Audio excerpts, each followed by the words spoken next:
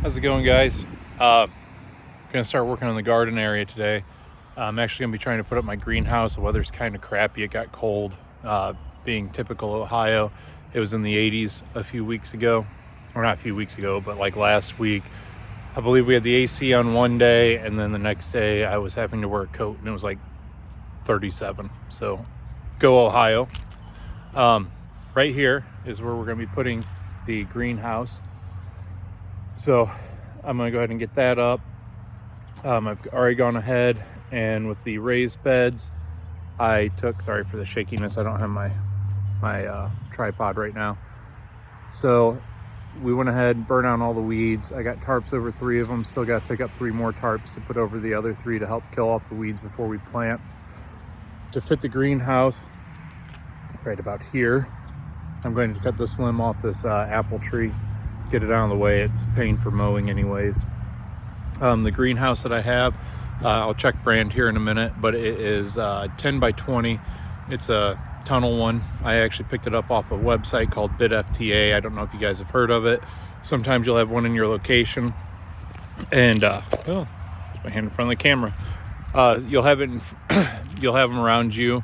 I know major cities usually do.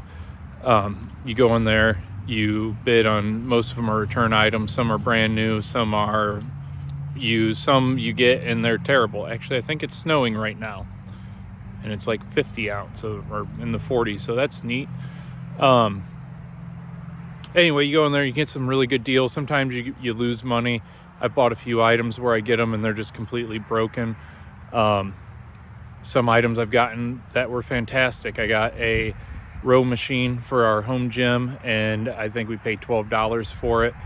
But then I bought like a fishing rod and reel for $8. It was normally an $80 one, and the end of the rod was broken. So it's kind of hit or miss. If you find them brand new or like new in their description, then you can, if they're broken or not right, you can just go ahead and they'll give you your money back. Otherwise, you're just stuck with what you get. Anyways, I got this greenhouse for $70. I'm hoping everything's going to be there, kind of planning on it. Mixed in with getting the greenhouse up, which again is going right here. Not there. Right there. Sorry. The camera. Backwards facing camera. The next thing we need to do is, this year we wanted to go bigger with our actual garden instead just the raised beds, which the raised beds are 5 by 10. We have 6 of them. I want a bigger area because I want corn. We want to do potatoes. We want to do pumpkins, watermelons, beans. My wife wants cabbage, and if any of you have done cabbage before, you know that one of those beds will fit like 8 heads of cabbage. So anyways, we're going to be moving the burn pit further back that way, still in a safe location. I'm going to start moving some of that stuff. There's my hand in front of the camera again. I'm not doing a very good job filming this one. Hopefully you guys get some entertainment out of that. Anyway, so we're going to be moving the burn pit further back there. And then I'm going to do a massive area from here quite a ways back in the middle of this yard that is going to be a tilled up garden. One issue that I'm going to have to try to figure out is we do get quite a bit of flooding, as I've shown in some videos. And when it gets a whole lot of rain, the field on the other side of that road will create a river that overflows over the road and comes right down through here. What I'd like to do eventually, I'm going to go ahead and till it this year and go ahead and go for it. What I'd like to do eventually is just get some more topsoil brought in possibly and raise that area of my yard up a little bit if I'm going to keep that as my permanent garden. So anyway, there's the intro for this video. I'm going to go get started on stuff. I don't know how much I'll actually be filming, but I'll show you guys what it looks like at the end.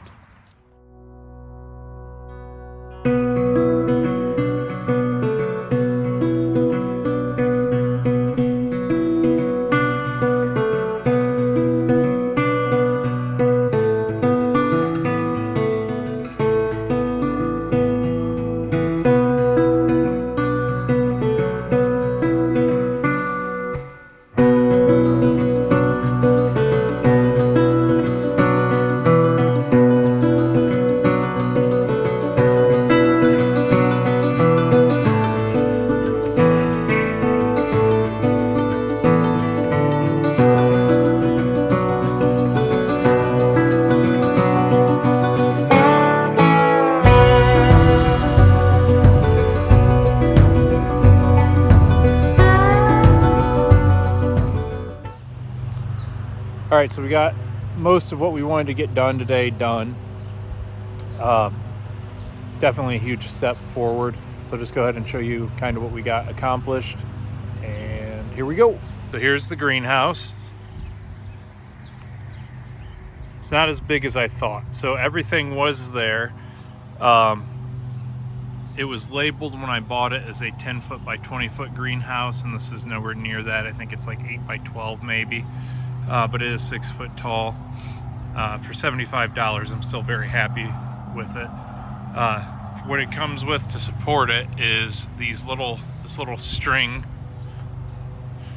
and these really baby horseshoe stakes. So I'm going to get some round stock, and I'm going to go ahead and make my own hooks, and then I'm going to run paracord over top of it, but this will do for now.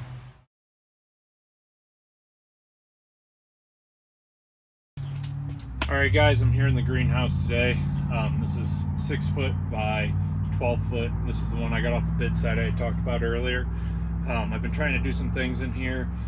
It's pretty messy in here right now as I'm still figuring it out. So far I've got this one raised bed here, which we're doing carrots in. I got this white one, I don't know if you can see it where the camera is right now, down here where we're planting lettuce. And I was wanting one to run the length over to the side. So what we're going to do for that, I had ordered two these Black & Decker ones. They're kind of hexagon shaped. I thought they were going to fit in here, but I misjudged on measurement because, you know, I didn't measure. So I was trying to figure out the cheapest route to go for building a raised bed. Now, on the ones I had done outside, I just used basic 1x6s, pine probably, and they're already starting to get warped and rot out. I had wanted to go cedar, but we all know cedar is very expensive. A guy that I work with pointed out to me, and that's what I'm going to do in here. So a cedar 1x6, when I looked on Menard's website today, 1x6 by 4 foot long, I think was like $13. Well, if you go by the cedar dog-eared pickets that are 1x6, they're actually 5/8 by 5.5. But if you go by those, they're $3.57 a piece. So a quarter of the cost almost of what a 1x6 would cost. So I went ahead and did that. You can cut the dog-eared part off if you want. I'm just leaving them on mine. And I am just using some scrap 2x4 that I had laying around here to hold them together. It's what I'll be screwing everything to. But I think they're going to turn out great, and I'm pretty excited to see it. But yeah, just a real basic, cheap, easy way to do it. So let's get started.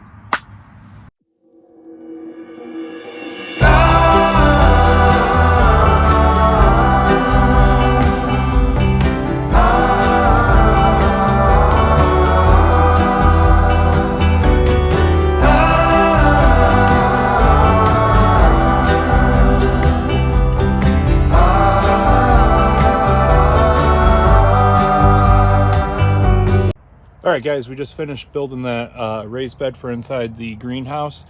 What I'm going to do is kind of show you around the greenhouse a little bit, and then take you outside and show you what else we've had going on. It's been a long time since I've done a video, so I'd like to give some updates. So here we go. Alright, so right here we have all of our seeds started. I'm a little late, but I was trying to figure out where I wanted the greenhouse and everything. We're just going to kind of go with it. And anyway, so we got some Brussels sprouts, broccoli, cabbage, tomatoes, cucumbers, cauliflower, watermelon, zucchini, a bunch of different pumpkins my wife wanted. Those ones are going to be cool. They're blue. Some white ones, cherry tomatoes, baby aromas, more cherry tomatoes, a bunch of bell peppers, and some jalapenos. This right here is the raised bed that I got off of the bidding website. It's Bid FTA. That for $22. This is another raised bed I got off of the website. That one was, I think, 20 bucks or something. And then this is the one that we just built. I went ahead and got filled with soil. So again, that was using those cedar dog ear fence pickets.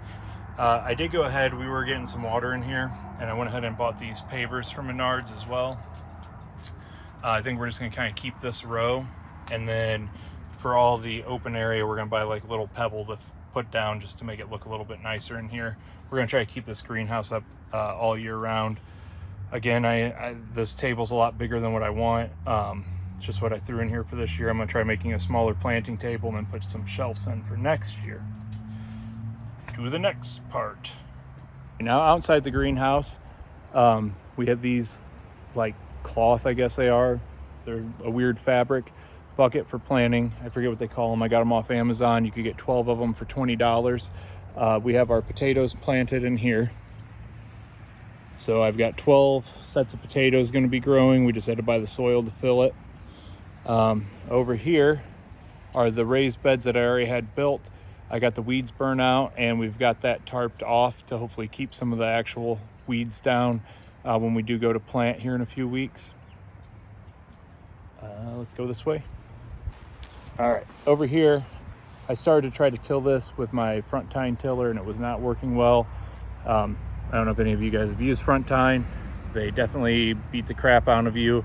The ground was a little wet, which definitely didn't help with it either. And the area that I'm doing is very large, and I don't have a lot of time to put towards doing that right now.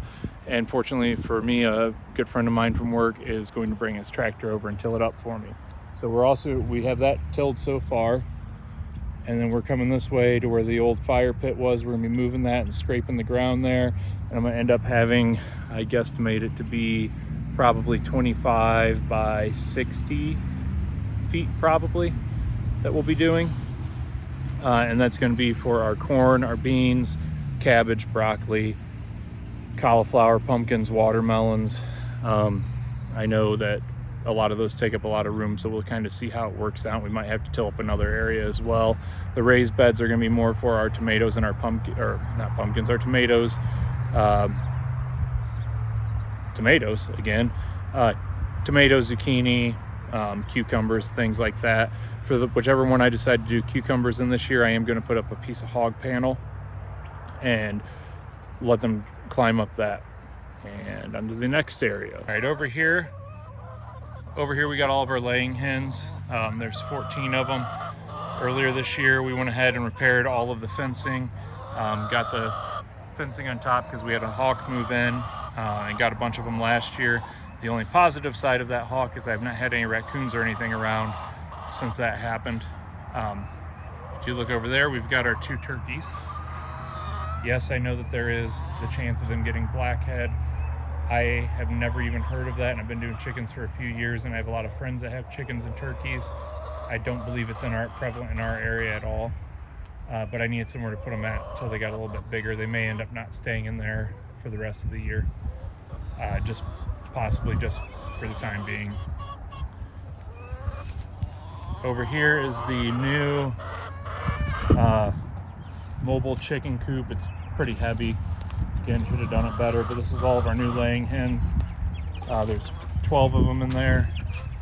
Have a couple of variations. I know they're like olive eggers. There's some Turkins, which is like this guy with no feathers on his neck. Adorably ugly. I'm sorry, ugly. Yeah. So ugly it's adorable. That's what I'm trying to say. We have another one in there. There's the other one. So we have them. This I built on just scrap lumber we had around the house. Some of those 4x6s at the bottom were ones that I used, leftovers from when I built the solar, which I still have to finish this year. Over here we have our raspberry and blueberry patch that we started last year. We also had strawberries at the end, and that kind of got taken over by weeds. I've got to clean this up. We are going to start tying the raspberry bushes up onto those strings. They did awesome last year. Again, I planted them in 100% compost, and it showed we had tons of raspberries by the end of the year. So there's that project. Past that, we just have to move our firewood around. We have some different locations we're looking at moving where we keep it at and everything.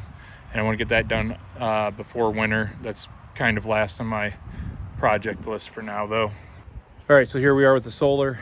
I still have some stuff to do to this. I haven't really moved forward since my last video where I had gotten power hooked up to the inverters. I do have access to the secure power supply off of those. what I have left to do is run a trench and power to a disconnect on the side of the house, and then back over to the barn again and get it sub panel ran and get everything hooked up, and then I should be running off of solar. Again, it's a grid tied system. I am looking forward to having that done, and I want to get it done soon because the money that I'd save from not having an electric bill, I can start investing into other things around the house. For one, I want to redo the chicken coop, possibly make it bigger, at least replace the wood that's on it with metal siding. The gentleman we had bought the house off of had used OSB, and it's starting to get worn out from weather and everything. But past that, we have a lot of projects going on. Still gonna be spending a lot of time on the garden. Gonna be working on the solar. There's a chance we're getting pigs this year, just probably 3 or 4, just 3 or 4 pigs. So I'll have to be building a shelter and put up fencing and everything for that. But there's a lot going on. I'm super excited about it. I finally feel like this is starting to turn into more of a homestead. Just expanding the garden and getting the greenhouse up just did wonders for my motivation for getting more stuff done. So anyway, thank you guys for watching. I appreciate it. Please remember to share, like, and subscribe.